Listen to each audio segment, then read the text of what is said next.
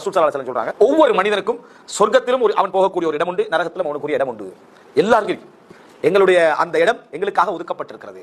நரகத்திலும் அவனுக்கு ஒரு இடம் உண்டு, சொர்க்கத்திலும் அவனுக்கு ஒரு இடம் உண்டு.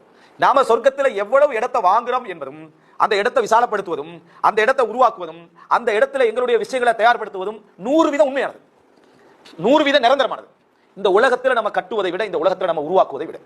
ஹதீஸ் 12 ரக்காத்துக்கள் யார் ஒரு நாளைக்கு சுன்னத்து தொழுகிறாரோ அவருக்கு ஒரு வீடு கட்டப்படும். எங்க கட்டப்படும்? இவருக்கே ஒதுக்கப்பட்ட இடத்தில் கட்டப்படும்.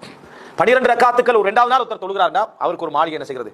கட்டப்படுது. 3ஆம் நாள் தொழுகிறார்னா இன்னொரு மாளிகை கட்டப்படுகிறது.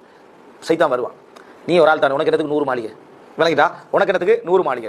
அதே சைத்தாண்ட திருப்பி கேளுங்க, எனக்கு இந்த உலகத்துல 100 மாளிகை இருந்தா எடுத்துக்கொள்வோம். சொந்த பந்தங்களுக்கு உறவுகள் இருக்குது, அவங்க எனக்கு விட்டு போதும், ஆனா மத்தவங்களுக்கு எல்லாம் கொடுக்கணும். அதுதான் என்ன சொர்க்கம் என்றது. அல்லாஹ் தஆலா எங்கள் சிந்தனைக்கே வராத அமைப்புல தான் அல்லாஹ் தஆலா என்ன வைத்திருக்கிறார். அப்படின்னா சொர்க்கத்துல தேவையில்லாம அல்லாஹ் தஆலா எங்களுக்கு என்ன செய்யறார்?